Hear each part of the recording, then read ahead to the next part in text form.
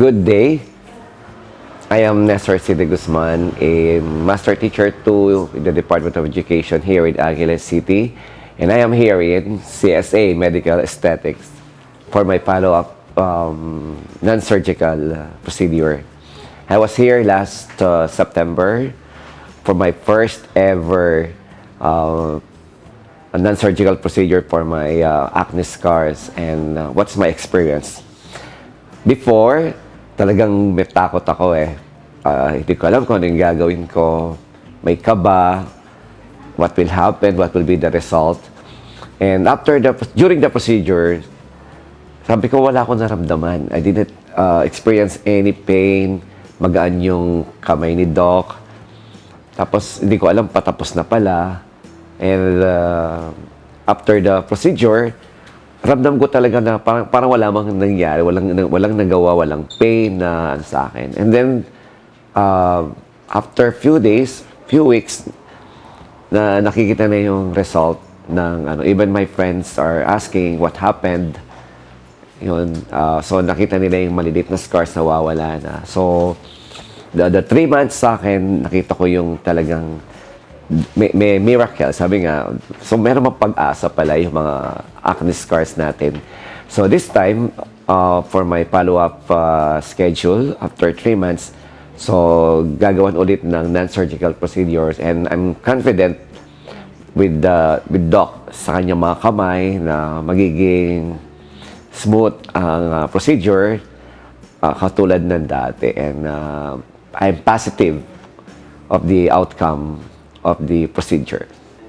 Don't forget to like and subscribe.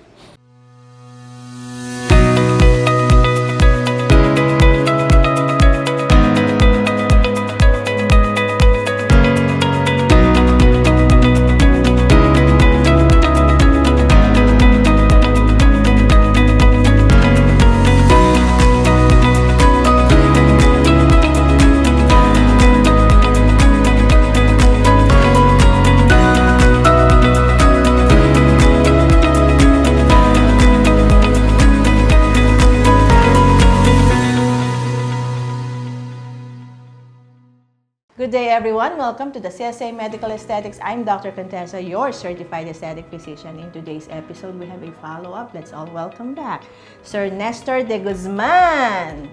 Welcome, Sir Nes. How are you? So far, so good?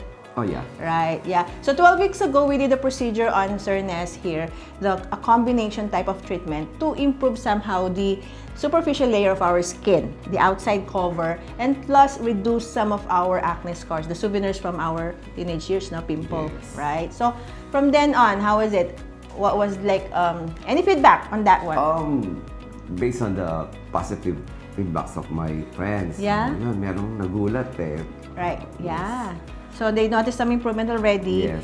And you also noticed a reduction in the depressions on those acne scars, yes, right? Yeah, because we have this combination of scars or types of scars. We say ice pick scars, rolling scars, undulating boxcar scars.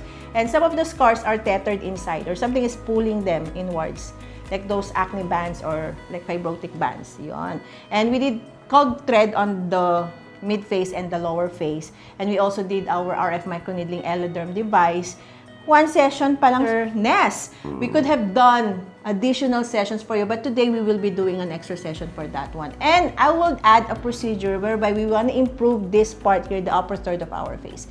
Because we're noticing some of the sunken areas here on the lower forehead area and this also the static lines. Yan. Kasi maintainals tayo, so hindi na tayo mag-maintainals. Ano na ulit? Permanentials. Permanentials, yan. So we want to like improve these static wrinkles here and of course somehow do something about the crowfeet area or the sides of the eyes, yung mga lateral rhytids here. And still do a session on our acne scar management and add a little bit on the jawline definition. Diba? Hindi na tayo 50-ish, ano na lang, -1. There you go. So, what kind of treatment, what procedure, we will show you when we return.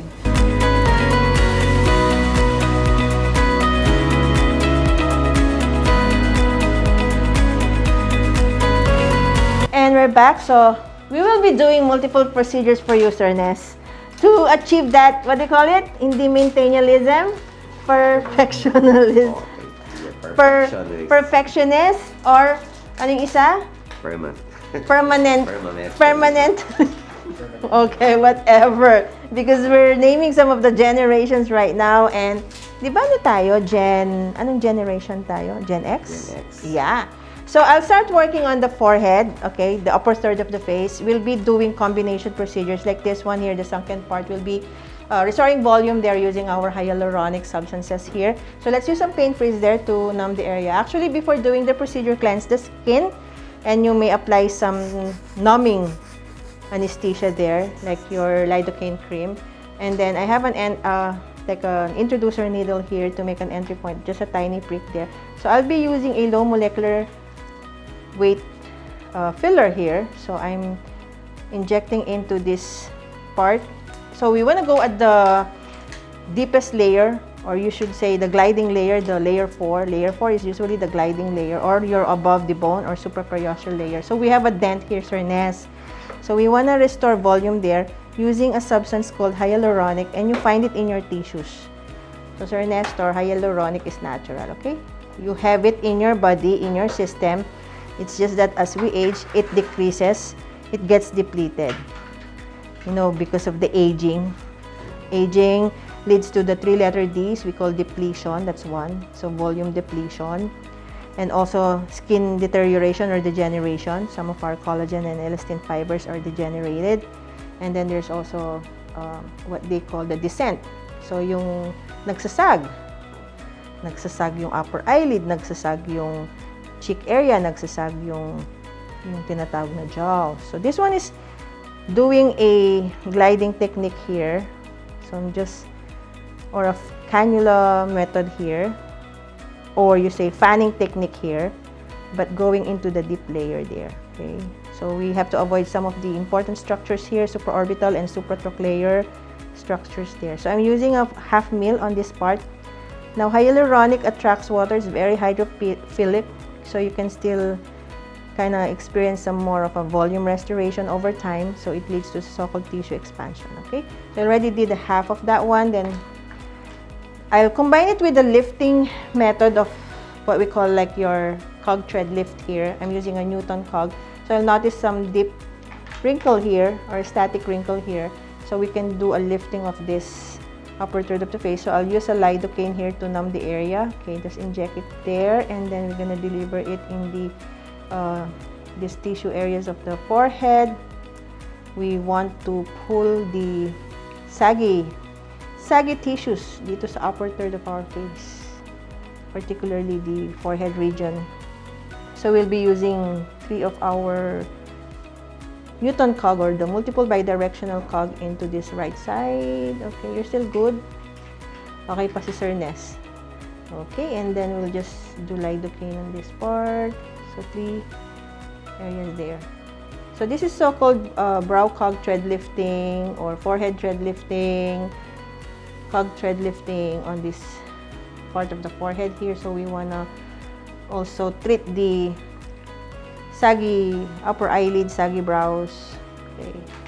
So for those people who have concerns on this part, this is a non-surgical method, especially those cases of like deep wrinkles already on the forehead, static wrinkles on the forehead.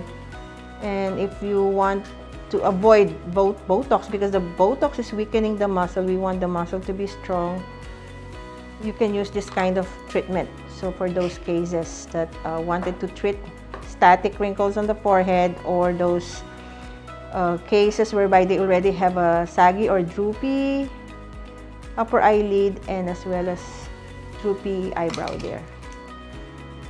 And when I treat my like static wrinkles, I still combine it with my botulinum toxin to get rid of the excessive movement of the muscles. Again. So we're done with the third cog here. Then after that, we'll proceed with the mid-face section. I'll do combination. So I still want to improve the acne scars. So we will combine also some soft fillers or low molecular weight type of fillers to still improve those sunken scars there. Okay. So I do combination. I want to like do a lifting at the same time, a jawline definition. So I have here again, your pain freeze, I will use my Cog-Thread to lift this jawline here. So I have my lidocaine. So I'll be using the so-called reverse technique of our Cog-Thread lifting, because we usually do the classic one whereby the entry point is in the hairline area. So we're doing this so-called reverse technique of our Cog-Thread lifting. Okay, so we'll just proceed there. And I'll be using a multiple bidirectional cog. Turn to the left side, Sir Ness. Thank you. So we'll have an entry point. So if this is the mandible line here, so we can have an entry point here. Okay. Then we use a multiple bidirectional Cog-Thread, or N-Cog, or you say Newton Cog. So this is a reverse technique. So we're on this side, the periphery of the face. Usually this is a fibrotic area here. So experience some resistance in the tissues here. So we'll just glide it up there. So the goal of this one is to lift this angle of the mandible, and then another one here. It's like performing or doing like an L pattern here. There you go. So just injecting the area. Then after that, we'll be doing our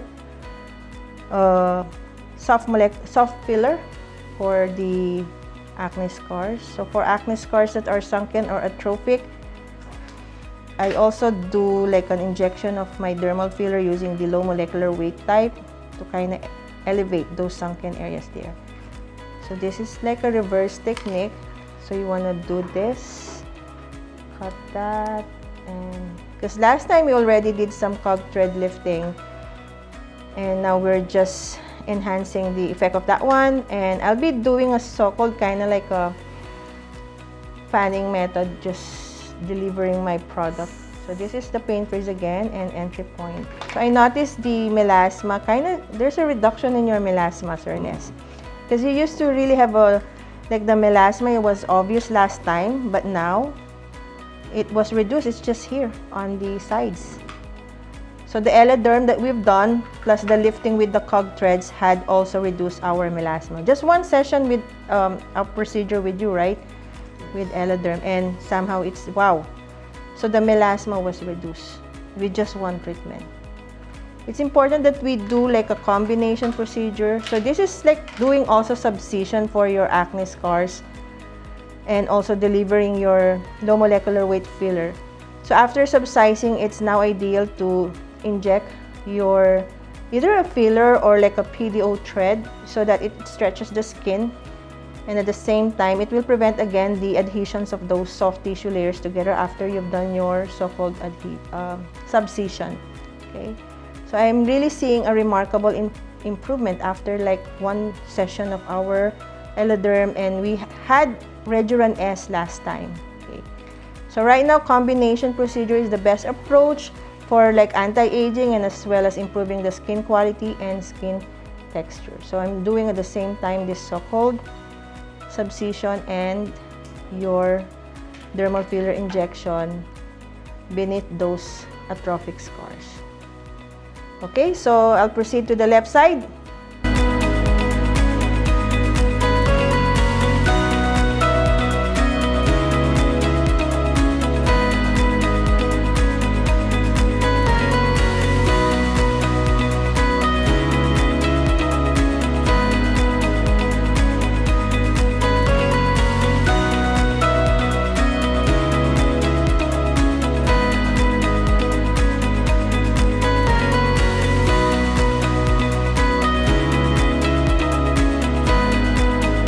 And we're done on the left side of the face. Now, we'll be adding a treatment, a special treatment for the Nestor here, the so-called like anti-aging of the nose area. Okay, even the nose will age. It's gonna develop these lines, a transverse line on this upper part of the nose, and we want to prevent that already, Sir Ness. Okay, kasi parang may kahawig ka eh. Si bossing, exactly. Yan. So I'm just gonna numb the entry point here. We're just working on the bridge area. Because over time, because of the bone resorption and some tissue atrophy, even the nose will flatten over time, and the tip of the nose will droop down, and there's a widening of our nose. So the nose is also aging. So I'll just use a hydrodissection here. I have my cannula, And then I'm just gonna glide it na layer 4, a gliding layer. Okay, here. So just numb the area. This is tumescent. So we're just numbing the nose part with this tumescent anesthesia here. So there you go. Then we'll use our PDO threads. Okay, this is a 60mm length cannula with an 80mm length of our PDO thread. Again, PDO threads, polydioxanone threads, are absorbable types of threads. They are also collagen biostimulators. They help in tissue build-up. There you go. So we're just going to be using this. And I mentioned a while ago that we will also get rid of our lines and wrinkles. Okay. So we're done with this. And to get rid of the lines and wrinkles, we'll be using our relaxing botulinum toxin. So I'll start with this co-fit area here, lateral canthal righted. So the rule of 2s, 2, 2, 2. 2 units per injection point. And same thing on the other side, 2, 2, 2 also. And we wanted to relax the muscles here and also the active procerus here, and a corrugator here, and the other corrugator here. Okay, there you go. So for the final procedure for Sir Ness is the so-called Eladerm, our RF microneedling. This is already the second session for him. Noticing an instant result on the forehead, on the nose area, plus the jawline and this sides of the face with our Cog-Thread. And we'll proceed with the improvement of the skin texture, skin quality with our Eladerm RF microneedling. So we'll just proceed with this kind of treatment.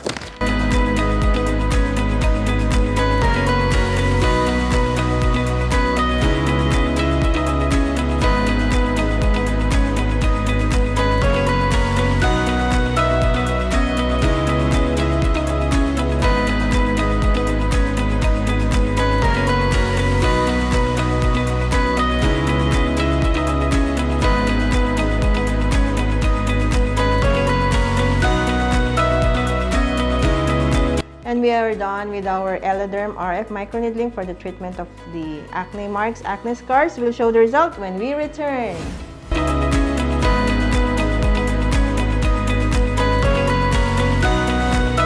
And we're back. Let's show the result to Sir Ness. Sir Ness, salamin. Yan. He was wondering a while ago when I was going to do the nose and I was already done, and he was asking, did you do the nose already? I've done the nose already. It's just like a 5 PDO nose threads that we applied on the bridge area and it's already done. And how are you, Sir Ness?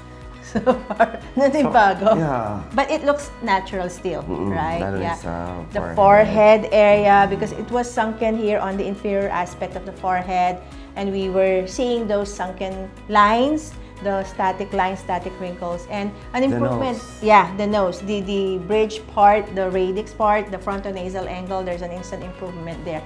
Then we also placed like a 1 cog thread here on the periphery of the face and also on the jawline area, 1 cog thread.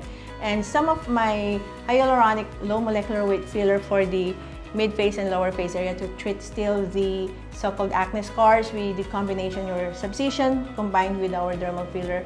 And then also we did some microtox for the glabellar wrinkle plus lateral canthal rhytids microtox. And finally the Eladerm for the session 2, acne scar management. And of course, anti-aging, revitalization of the skin, and anti-sagginess to improve the skin elasticity, plus also collagen stimulation. So it's like an overall treatment, full face treatment for you, Sir Ness, right?